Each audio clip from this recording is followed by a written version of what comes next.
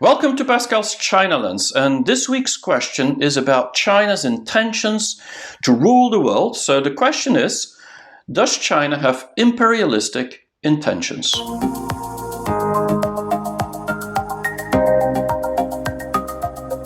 Is China imperialistic? Is the question that many people have asked me recently. And it has a lot to do with the Belt and Road Initiative, but also what's happening in Africa. And people are always asking me, is China going to colonize Africa? It looks like with the debt traps, that's what their intention is. And it was reinforced by this book from Michael Pillsbury, The 100-Year Marathon, a really interesting book. This book is all about how China has a hidden secret agenda to actually want to rule the world, control the world, and colonize pretty much every region, especially in the south of this planet. And although I think the book is really valuable when it comes to insights and information and historically information, but I have a very different opinion. In my opinion, there's very little indication that China has this intention.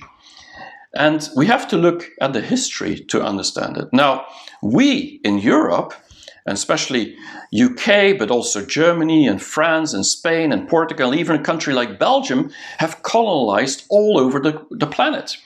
And many of us were even going as far as China. And this is what China has suffered for more than 100 years. That's what they say. So we have been very much on the offensive, trying to create colonies and make them basically vassal states of our countries. And so I think our fear tells more about our history than it tells about China's history. And so we shouldn't always reflect how we behave to understand how Chinese will behave.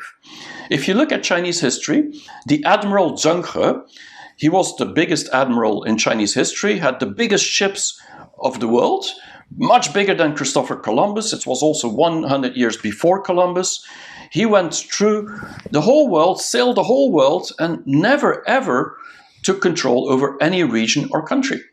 So there's no indication from an expansionist actually intention.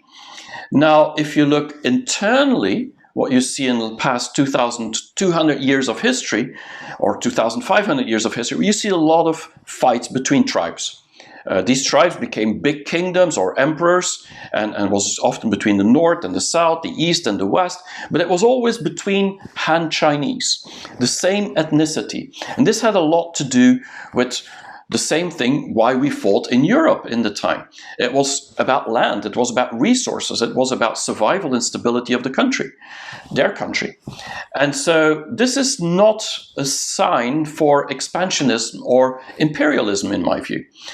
But when we look at different regions like Tibet, we look at Xinjiang, we look at Mongolia or Taiwan, that's a different story. And it's interesting to look when actually these regions were acquired or were actually taken by force to become or belong to China. Well, all these regions were taken at the moment that foreign invaders ruled China. When it comes to Mongolia and it comes to Tibet, this was in the Yuan dynasty in the 13th century. And Genghis Khan is very well known as a very fearsome leader. He's ruled most of the Middle East and up to Europe and most of Asia. I mean, he wanted everything. And so, yeah, he took those regions by force. Now, if we look at Xinjiang, we look at Taiwan, these are regions that were taken by force in the Qing dynasty. Qing dynasty was also ruled by the northeastern Manchus from Manchuria, part of north of North Korea, north of Russia, close to Vladivostok there, and also part of north of China, Heilongjiang and other regions. So it's very clear that the force taken by force of these regions was done when there was actually China was under foreign control themselves. Let's not forget China has built the Great Wall to protect them from these people in the north. Didn't really work, but they were much more aggressive and imperialistic than the Han Chinese. Now, the other story is also about why Tibet and Xinjiang are so important for China, has to do a lot with a natural border. A natural border towards Russia, in the past, in the Cold War, it was the USSR, Soviet Union, and the USSR actually was a region that was kind of, in the Cold War, very dangerous for China. So they wanted to protect that region, or had that region protect themselves against the USSR. Same for Tibet, this was against India. And India, up to 1820, was the second biggest economy in the world. So they had natural borders that they needed to actually fight or protect themselves from invaders. So China has always been more worried about getting invaded than actually going on the offensive. Now, the other story that is also talked in this book very clearly is all to do with the Navy of China, the militarization of the South China Sea, as well as in Djibouti, there's the Horn of Africa, there's a military base from China now. And if you look at those two, it's interesting to see. First of all, it's very recent. I mean, we're talking about 5 years, 3 years, it's not that long.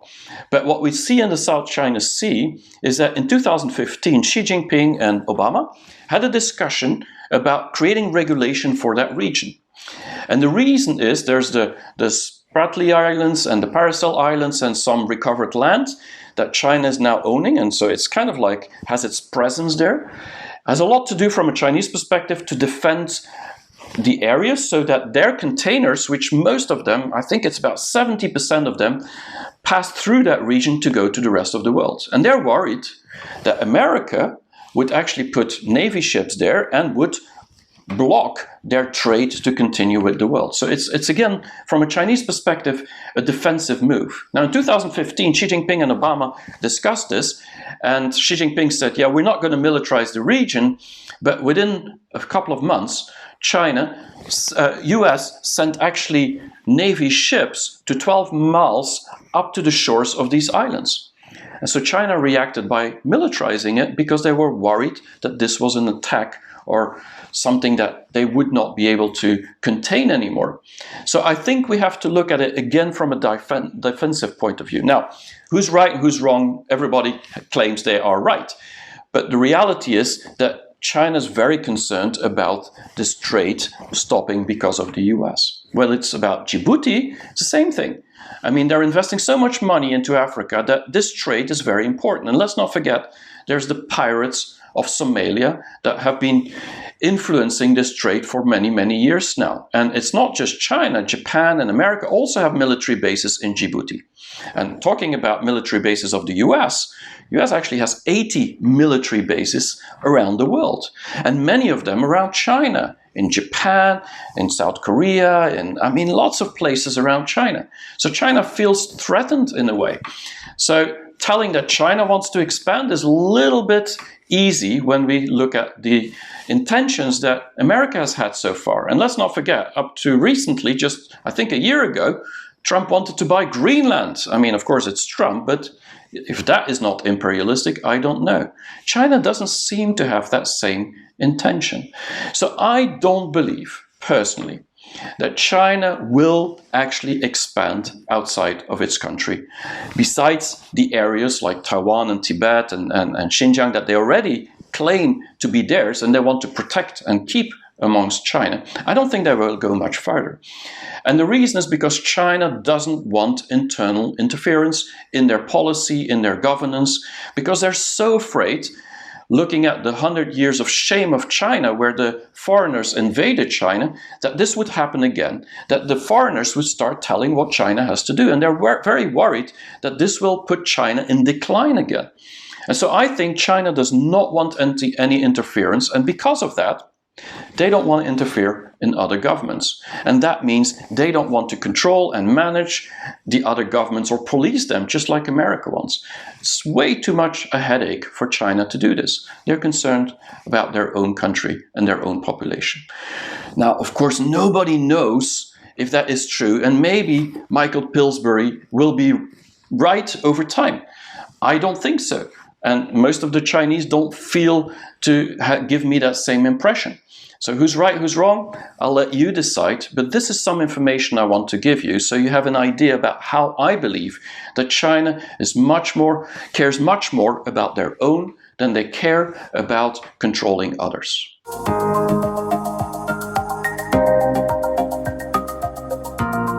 Now, despite my disagreement with Michael Pillsbury's book or position on whether we should fear China being imperialistic or not, I think the book is very valuable, and I would really recommend reading it because it's very interesting to get insights in China's government and military position.